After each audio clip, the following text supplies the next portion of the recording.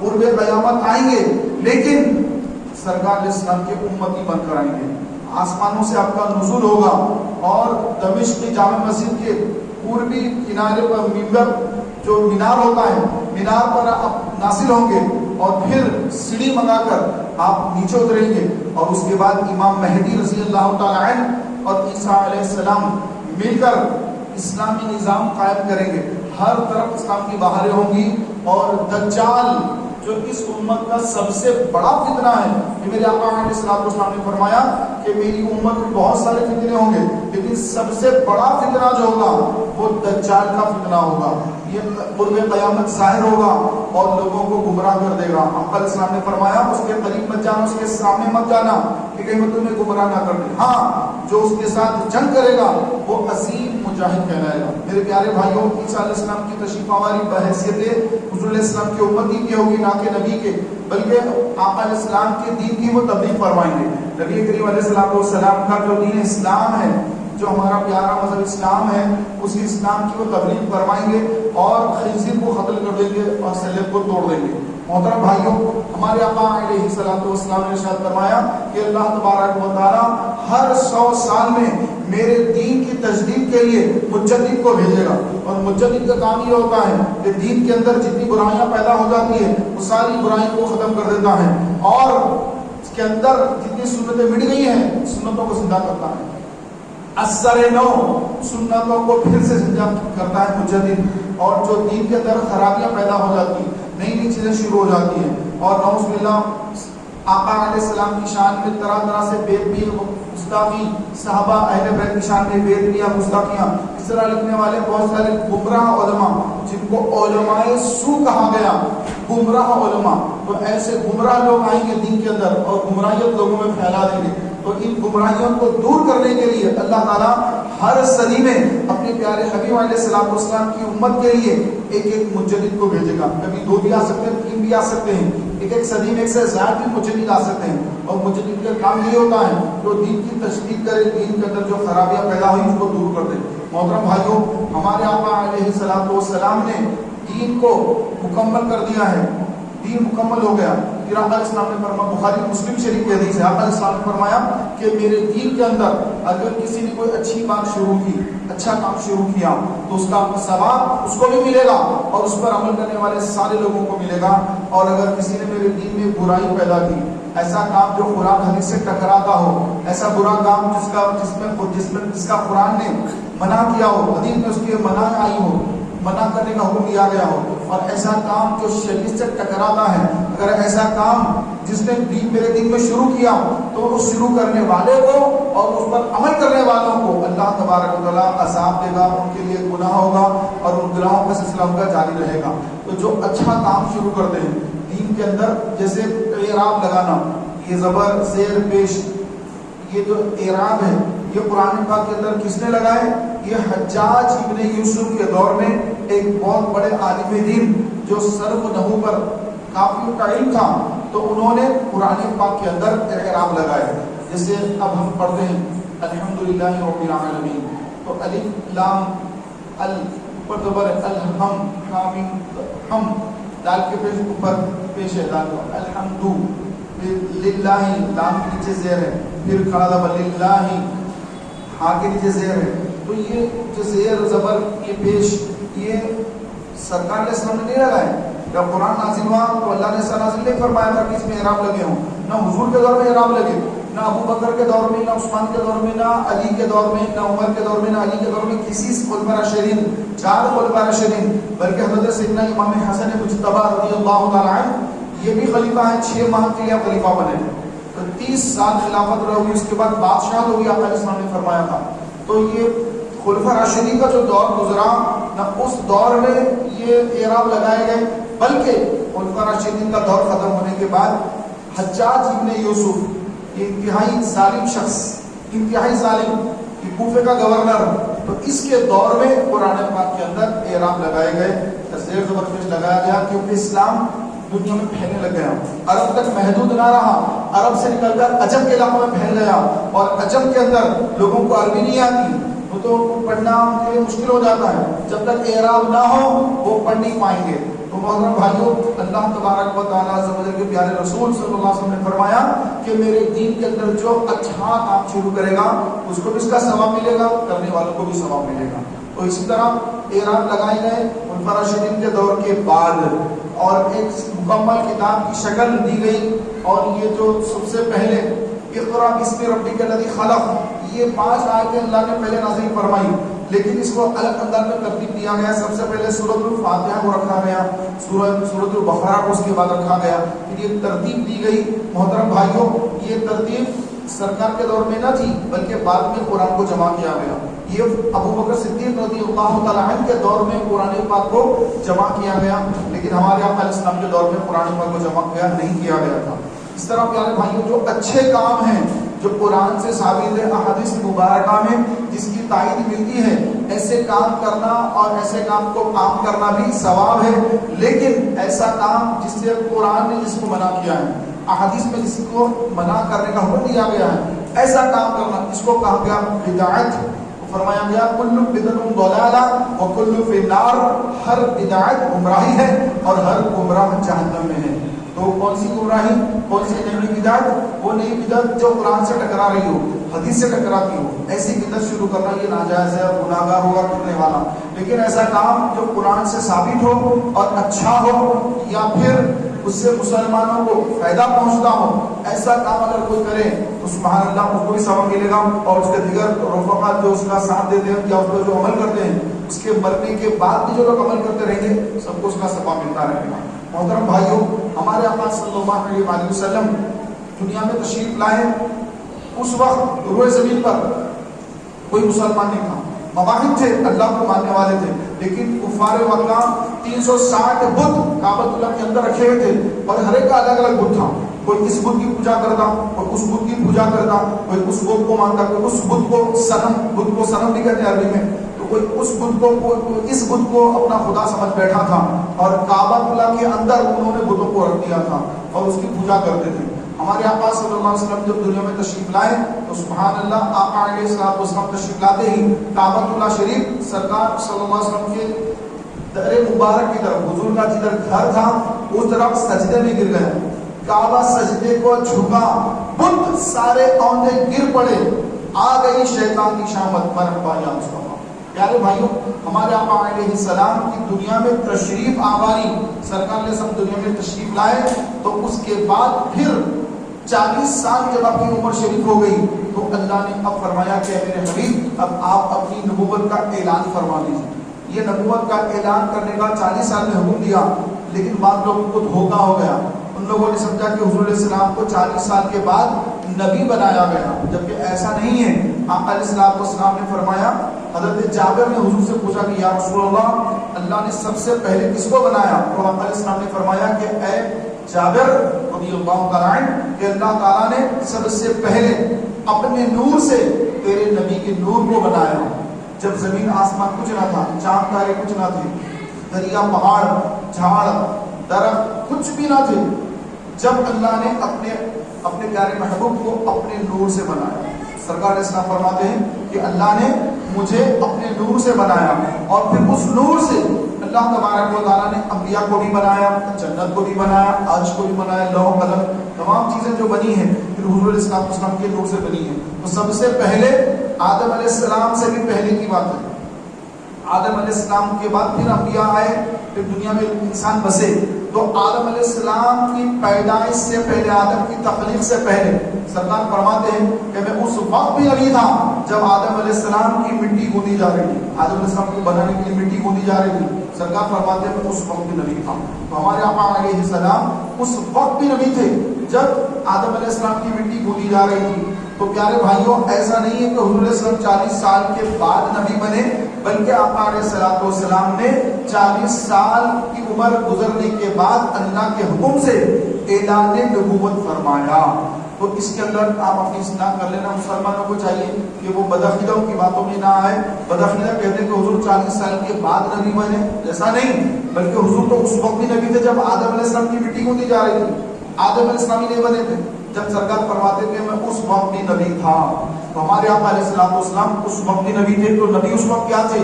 نبی نور تھے۔ آدم علیہ السلام سے پھر آدمی بنے لوگ، آدم سے آدمی ہیں۔ جب آدم علیہ السلام ہی نہیں تھے تو آدمی کہاں تھے؟ جب تو ہمارے آقا علیہ السلام نور تھے۔ اور ہم عقیدہ اہل سنت یہ ہے، اچھا سمجھ لیجئے اس کو آپ، کہ عقیدہ اہل سنت یہ ہے کہ ہمارے آقا صلی اللہ علیہ وسلم بشر بھی ہیں، نور بھی ہیں، نوری بشر ہیں، اور ہم بشر ہیں لیکن خاکی بشر ہیں۔ سرکار اسلام نور بھی ہیں، بشر بھی ہیں، تو آقا علیہ السلام کے اندر نورانیت بھی ہے، بشریت بھی ہے، دونوں ہیں۔ اور ہمارے اندر کوئی نورانیت نہیں، ہمارے اندر بشریت ہے۔ ہم خاکی بشر ہیں، ہم نوری بشر نہیں، ہم حضور کی طرح نہیں۔ آقا علیہ السلام کو اللہ تعالیٰ نے اپنے پیارے محبوب کو اللہ نے اپنے نور سے بنایا، لیکن ہمیں مٹی سے، خاک سے بنایا۔ محترم بھائیوں، ہم کو اللہ تبارک و تعالیٰ عز و جل نے اپنے پیارے محبوب علیہ السلام کا دامن رحمت دے کر ہم پر بڑا احسان فرمایا۔ لقد من اللہ علی المؤمنین اذ بعث فیہم رسولا، کہ بے شک اللہ نے مومنین پر احسان فرمایا اور انہی میں سے ان کے پاس ایک رسول کو بھیجا۔ یعنی ظاہر شکل میں سرکار ہم جیسے نظر آتے ہیں، فرمایا گیا کہ یہ ظاہر شکل میں تم جیسے ہیں۔ قل انما انا بشر مثلکم یوحی الی، یہاں پہ فرمایا کہ ان پر وحی ہوتی ہے، وحی ہوتی ہے، تو حضور پر وحی نازل ہوتی ہے۔ اور اگر کوئی دوسرا مسلمان یہ کہے کہ مجھ پر بھی وحی آتی ہے تو کافر ہو جائے گا۔ وحی صرف انبیاء پر آتی ہے، تو بتائے کوئی کہ مجھ پر بھی وحی آتی، کوئی کہہ سکتا؟ بالکل نہیں کہہ سکتا، کہے گا تو کافر ہو جائے گا۔ تو محترم بھائیوں، اللہ کے محبوب علیہ السلام کو اللہ نے اتنا علم عطا فرمایا، ایسی نورانیت عطا فرمائی کہ نہ کسی نبی کو نہ کسی رسول کو وہ مقام و مرتبہ دیا ہے۔ اعلیٰ حضرت فرماتے ہیں وہ خدا نے ہے مرتبہ تجھ کو دیا، نہ کسی کو ملے نہ کسی کو ملا، کہ کلام مجید نے کھائی شاہاں تیرے شہر و کلام و بقا کی قسم۔ پیارے بھائیوں، ہمارے آقا صلی اللہ تعالیٰ علیہ وآلہ وسلم کو اللہ تبارک و تعالیٰ عز و جل نے اپنے پاس بلا کر اپنے دیدار سے سرفراز فرمایا، وہ مقام وہ مرتبہ دیا کہ نہ وہ مقام و مرتبہ آدم علیہ السلام کو ملا، نہ ابراہیم علیہ السلام کو ملا، نہ موسیٰ علیہ السلام کو ملا، نہ عیسیٰ علیہ السلام کو ملا، بلکہ جو مقام اور مرتبہ اللہ نے اپنے پیارے محبوب صلی اللہ تعالیٰ علیہ وآلہ وسلم کو عطا فرمایا، ایسا مقام اور مرتبہ کسی کو نہیں۔ بعد از خدا بزرگ توئی، قصہ مختصر یہی ہے کہ اللہ کے بعد ساری مخلوق میں سارے جن کو اللہ نے بنایا، انبیاء کو بنایا، رسول کو بنایا، تو جتنے اللہ کی مخلوق ہیں ساری مخلوق میں سب سے افضل ہمارے آقا علیہ السلام ہیں۔ بعد از خدا اللہ کے بعد از خدا تو ہی بزرگ، کہ تو ہی سب سے بڑا ہے۔ اے پیارے حبیب، آپ ہی سب سے بڑے ہیں۔ بعد از خدا بزرگ تو ہی، قصہ مختصر۔ تو قصہ مختصر یہی ہے کہ اللہ خالق کائنات ہے، خالق ہے، رب العالمین ہے، اور ہمارے آقا علیہ السلام اللہ کی ساری مخلوق میں سب سے افضل ہے، خیر خلق اللہ ہے۔ اللہ کی ساری خلقت میں سب سے بہترین مخلوق ہمارے آقا نبی رحمت صلی اللہ علیہ وسلم ہے۔ حضور کی بارگاہ میں حضرت حسان ابن ثابت نے شعر لکھا، عرض کی یا رسول اللہ، میں نے کچھ کلام لکھا ہے آپ کی بارگاہ میں پڑھ کے سنانا چاہتا ہوں۔ تو سرکار علیہ السلام نے فرمایا کہ منبر پر، اے حسان ممبر پر کھڑے ہو کر ہماری ثنا خوانی کرو۔ حضرت حسان ممبر پر کھڑے ہو گئے اور پڑھنے لگ گئے، وَأَحْسَنُ مِنْكَ لَمْ تَرْقَطُ عَيْنِي وَأَجْمَلُ مِنْكَ لَمْ تَلِدِ النِّسَاءُ خُلِقْتَ مُبَرَّأً مِنْ كُلِّ عَيْبٍ كَأَنَّكَ قَدْ خُلِقْتَ كَمَا تَشَاءُ۔ کہ یا رسول اللہ، آپ کے جیسا خوبصورت میری آنکھوں نے دیکھا ہی نہیں، میں نے بہت لوگوں کو دیکھا، بہت دنیا دیکھی، لیکن آپ کی طرح میری آنکھ نے کسی کو نہیں دیکھا۔ وَأَجْمَلُ مِنْكَ لَمْ تَلِدِ النِّسَاءُ، کہ یا رسول اللہ، آپ کے جیسا حسین، آپ کے جیسا خوبصورت کسی ماں نے جنا ہی نہیں۔ خُلِقْتَ مُبَرَّأً مِنْ كُلِّ عَيْبٍ، کہ اللہ نے آپ کو ہر عیب سے پاک پیدا کیا ہے، کوئی عیب آپ کے اندر نہیں۔ اللہ رب العالمین ہے، اس کے اندر کوئی عیب نہیں، اور اللہ کی مخلوق میں سب سے بہتر ہمارے آقا علیہ السلام۔ تو آقا علیہ السلام تشریف فرما ہے، صحابہ کا جھرمٹ ہے، حضرت حسان پڑھ کے سنا رہے ہیں کَأَنَّكَ خُلِقْتَ كَمَا تَشَاءُ، بلکہ اللہ نے آپ کو ایسا بنایا جیسے آپ خود چاہتے تھے، آپ جیسے چاہتے تھے اللہ نے آپ کو ویسے بنایا۔ یہ حضور کی شان ہے۔ حضرت حسان سامنے سرکار کے سامنے سنا رہے ہیں، سرکار علیہ السلام نے یہ نہیں فرمایا کہ حسان یہ کیسے کہہ سکتے ہو، یہ تو کفر ہے، نعوذ باللہ شرک ہے، یہ غلط ہے، نہیں۔ سرکار نے کیا فرمایا کہ اے حسان، اللہ تیرے منہ کو سلامت رکھے، اللہ تیرے منہ کو سلامت رکھے۔ روح القدس یعنی جبریل امین روح القدس کے ذریعے اللہ تیری تائید اور مدد فرمائے۔ تو پیارے بھائیوں، ہمارے آقا صلی اللہ علیہ وآلہ وسلم سارے لوگوں میں ہر عیب سے پاک ہے۔ اللہ کے رسول میں کوئی عیب نہیں۔ یہ بنانے والا کون ہے؟ اللہ ہے۔ جیسے کوئی جوہری ہے، ہیرے کو تراشا، اب اگر کوئی ہیرے کی تعریف کرے، ارے کیا بہترین ہیرا ہے، تو تراشنے والا خوش ہوتا ہے، کیا اس کو میں نے تراشا ہے۔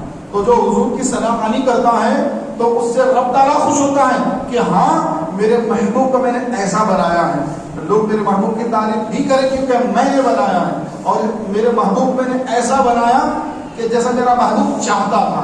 ہم بھی پیدا ہوئے، ہم چاہتے تھے کہ بھئی میرا رنگ ایسا ہو، میری آنکھیں ایسی ہو، میرے بال یوں ہو، مجھے داڑھی آئے تو ایسی آئے، میری ہائٹ ہو تو اتنی ہو۔ ہمیں تو کچھ پتہ ہے، تو پیدا ہو گئے، روتے ہوئے پیدا ہو گئے اور پھر چلے جائیں گے۔ تو کہاں مریں گے پتہ ہے؟ کہیں نہیں پتا کہاں مریں گے، کہاں موت آئے گی، کسی کو نہیں پتا ہے۔ قیامت تک کس آنے والوں کو معلوم نہ، ہم سے پہلے جو ہے ان کو معلوم، کسی انسان کو نہیں معلوم۔ لیکن ہمارے آقا تشریف فرما ہیں، حضرت حسن فرما رہے ہیں کہ انک قد خلقت کما تشاء، بلکہ اللہ نے آپ کو ایسا بنایا جیسے آپ چاہتے تھے۔ تو حضور علیہ السلام جیسے چاہتے تھے دنیا میں ایسا آؤں، تو اللہ نے آپ کو ایسا بنایا۔ حضرت حسان کے دل میں یہ بات آئی، انہوں نے لکھی، حضور کے سامنے پڑھ کر سنایا، تو حضور علیہ السلام نے یہ نہیں کہا کہ ایسا نہیں ہوا، بلکہ اللہ نے مجھے ایسے ہی بنا دیا، ایسا نہیں فرمایا، بلکہ سرکار علیہ السلام مسکرائے اور فرمایا کہ اللہ تیرے منہ کو سلامت رکھے۔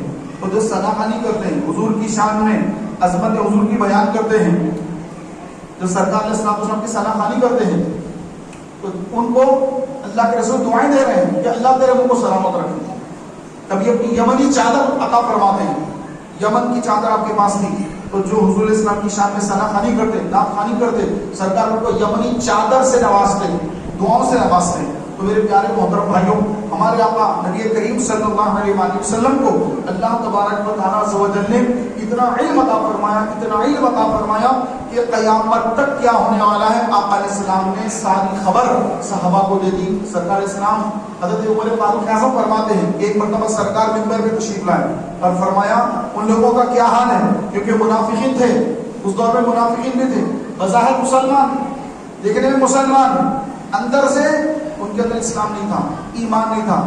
سامنے حضور کی تعریف کرتے، پیچھے جا کے برائی کرتے، سامنے جو ہے بڑی اچھی اچھی باتیں کرتے، جیسے مسجد سے باہر نکلتے برائیاں شروع کر دیتے۔ تو ان کے بارے میں ایک سورت بھی نازل ہوئی قرآن کے اندر، سورۃ المنافقون، قرآن میں سورت ہے پوری، سورۃ المنافقون۔ یہ کون لوگ تھے؟ صحابہ کے ساتھ ہی نماز پڑھتے، صحابہ کے ساتھ بیٹھتے، حضور کا آواز سنتے، حضور کا بیان سنتے، لیکن باہر نکل کر سرکار پر اعتراضات کرتے کہ حضور کو علم غیب نہیں ہے۔ سامنے رسول اچھی اچھی بات کرتے، باہر نکل کے چار چار چھ چھ کھڑے ہو جاتے، کھڑے ہو کے بولتے کہ حضور کو تو کوئی علم غیب نہیں ہے، حضور تو ہماری طرح ہے۔ آج بھی ایک بڑے ٹولے بن گئے، بڑے فرقے بن گئے۔ اس زمانے میں تھوڑے تھوڑے تھے، پیداوار جب ہو گئی تھی، اب اس کی افزائش ہو گئی، بہت پھیل گئے ہیں، نام الگ الگ رکھ لیے ہیں۔ تو صحابہ کرام علیہ رضوان نے جب دیکھا کہ کچھ لوگ ہیں، منافقین ہیں، سرکار کے بارے میں کہہ رہے ہیں کہ حضور کو علم غیب نہیں ہے، حضور ہماری طرح بشر ہے، وہ صحابہ حضور کے پاس آئے اور آپ کے اس یا رسول اللہ صلی اللہ علیہ وآلہ وسلم، کچھ لوگ باہر ٹھہر کر یوں کہہ رہے تھے کہ آپ کو کوئی علم غیب نہیں ہے، اللہ نے آپ کو کوئی علم غیب عطا نہیں کیا ہے۔ سرکار اسلام کے چہرے پر جلال آ گیا۔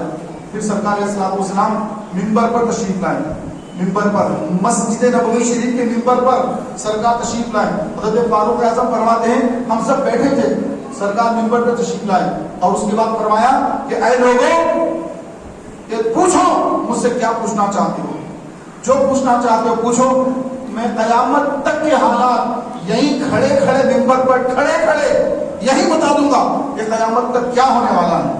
ایک صحابی کھڑے ہو گئے، لیکن یا رسول اللہ صلی اللہ علیہ وسلم کہ میرے بارے میں، میرے والد کے بارے میں لوگوں کو اختلاف ہے، لوگ کہتے کہ میں فلاں کا بیٹا ہوں، میرا چہرہ فلاں سے ملتا ہوا ہے، میں اس کا بیٹا ہوں، کوئی کہتے نہیں میں اس کا بیٹا ہوں۔ تو یا رسول اللہ آپ ارشاد فرمائیے کہ میں کس کا بیٹا ہوں؟ تو پھر آپ علیہ السلام نے ارشاد فرمایا کہ تم فلاں کے بیٹے ہو۔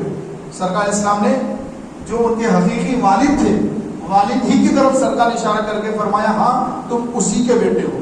تو سارے مجمع میں ان کی عزت بحال ہو گئی، ورنہ ان کے بارے میں غلط باتیں عام ہو رہی تھی۔ تو پھر اور ایک صحابی کھڑے گئے، انہوں نے کچھ سوالات کیے. فاروق اعظم فرماتے ہیں میں کھڑا ہوا اور کھڑا ہو کر میں حضور سے کہنے لگا یا رسول اللہ ہمیں معافی دیجیے. سرکار کا جلال دیکھ کر فاروق اعظم کھڑے ہو گئے. عرض کرے یا رسول اللہ ہمیں معافی دیجیے کہ یہ آپ کا جلال, کیونکہ سرکار تو رحمت للعالمین ہے, اور سرکار جلال میں کہ لوگ کہہ رہے ہیں کہ مجھے کوئی علم غیب نہیں, مجھے معلومات نہیں. آپ کو کوئی کہے ارے آپ کو کچھ بھی نہیں معلوم, بیٹھو, آپ کو اچھا لگے گا؟ ارے آپ میرے ایسا مطلب کچھ نہیں معلوم بول رہا ہے, میرے کو تو یہ سب معلوم ہے. آپ کو کہ نہیں ان کو یہ معلوم نہیں, ان کو کچھ بھی نہیں معلوم. آپ کو بڑا احساس ہوا ہے مجھے ایسا بول رہا ہے. تو منافق کہہ رہے ہیں کہ حضور کو کوئی علم غیب نہیں ہے, حضور کو نہیں معلوم علم غیب کے بارے میں. حضور کو ہماری طرح ہے, ہماری طرح ہے کہ بھائی ایک حافظ غیر حافظ میں فرق ہوتا ہے. حافظ تراویح سناتا ہے, آپ 2 رکعت پڑھا کے بتائیے نماز, ذرا 2 رکعت پڑھائیے. تراویح تو دور کی بات ہے, جمعے کی نماز 2 رکعت ہوتی ہے, 2 رکعت آگے بڑھیے, پیر کانپے کے تھر جمعے کی نماز پڑھانے کے لیے آگے بڑھے گئے. تو پیارے بھائیوں, ایک حافظ ایک عالم مسجد کا امام 2 رکعت کا امام وہاں ٹھہریں گے, اگر امام صاحب یہاں تو لوگ پریشان ہو جاتے ہیں, پھر امام صاحب یہ کون آگے بڑھے گا, کون آگے بڑھے گا.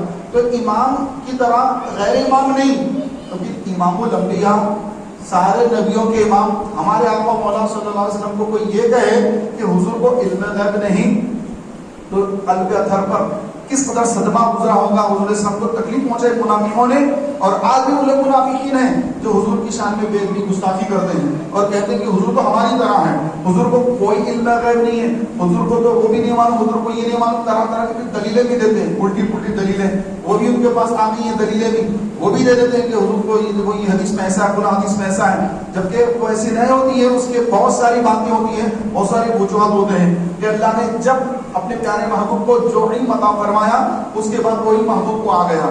حضور کے علم میں اللہ کے علم میں فرق یہ ہوتا ہے کہ اللہ کا علم یہ ازل سے ہمیشہ سے ہے اور ہمیشہ رہے گا, کبھی ختم نہیں ہوگا. کسی کو دینے سے اللہ کا علم ختم نہیں ہوتا, اللہ کا علم ذاتی ہمیشہ سے رہتا ہے, ہمیشہ رہے گا.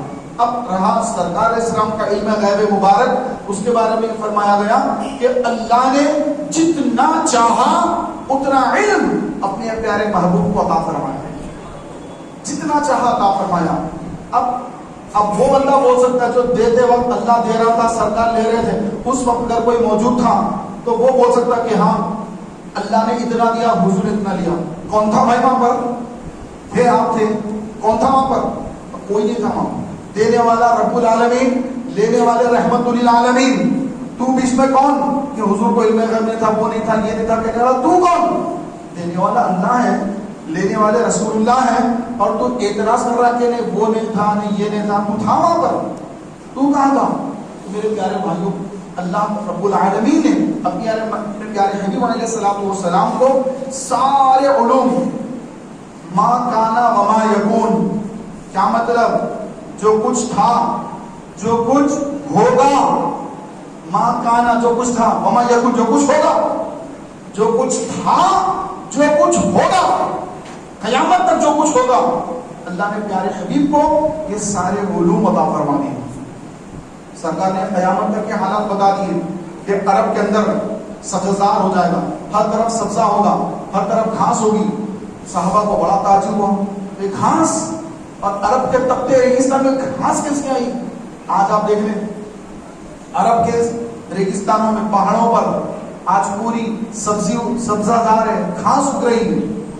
1400 سال پہلے آقا علیہ السلام نے فرمایا تو صحابہ کو بڑا تعجب ہوا کہ یہ تو پتھریلی زمین, یہ تو ریتی ریت بھری ہوئی پوری, یہاں پر یہ پتھرے والی زمین, یہ ریت والی زمین, یہاں پہ سبزہ کیسے ہو سکتا ہے؟ سرکار نے فرمایا کہ عرب کے اندر کھیتیاں ہوں گی, عرب میں سبزہ زار ہوگا, ہر طرف گھاس ہوگی, ہرا ہرا سبزہ ہوگا. تو آج سے 40-50 سال پہلے بھی سبزہ وغیرہ نہیں تھا. کچھ دن پہلے سے آپ دیکھ رہے ہوں گے کہ جو وہاں پر عرب کے اندر بارشیں ہو رہی, ریلے آ رہے ہیں, سیلاب کی طرح پانی کا بہاؤ بڑھ گیا ہے, اور کھیتی باڑیاں ہو رہی ہیں, وہاں پر فصلیں آ رہی ہیں, یہ سب کچھ ہو رہا ہے. پھر آپ نے یہ بھی فرمایا کہ عرب جو ہے یہ قیامت سے پہلے عرب دوبارہ بت پرستی میں چلے جائیں گے. آج دیکھیں آپ, آج وہ حالات بن رہے ہیں. آج دبئی کے اندر, فلاں علاقے کے اندر بتوں کی پوجا ہو رہی ہے. سرکار نے خانہ کعبۃ اللہ سے بتوں کو نکال دیا تھا, اور عرب میں ہر طرف, جزیرے عرب میں ہر طرف اسلام کی بہاریں, توحید، وحدانیت اور اسلام لا الہ الا اللہ پڑھا جاتا تھا، آج وہاں پر بت پرستی ہونا شروع ہو چکی ہے۔ آپ دیکھ رہے ہیں سوشل میڈیا آپ کے ہاتھ میں، آپ اس پہ دیکھ رہے ہیں کہ عرب کے اندر کیسی بت پرستی شروع ہو رہی ہے۔ تو یہ سب آقا علیہ السلام نے پہلے بتا دیا۔ اور میری امت کے اندر آخر میں دجال نمودار ہوگا اور میری امت کا سب سے بڑا فتنہ ہوگا، اور میرے بعد 30 دجال ظاہر ہوں گے جو جھوٹے نبوت کے دعوے دار ہوں گے۔ تو آج آپ دیکھ لیں کہ ایک شخص جس کا نام قادیانی ہے، تو وہ اپنے آپ کو نعوذ باللہ کہہ رہا ہے کہ میں آخری نبی ہوں معاذ اللہ۔ تو کئی لوگ اس فتنے میں پڑتے جاتے ہیں۔ حیدرآباد شہر کے اندر بھی ان کی عبادت گاہیں ہیں، آپ کو پتہ ہی ہوگا کہ حیدرآباد کے اندر بھی یہ فتنہ پھیل چکا ہے۔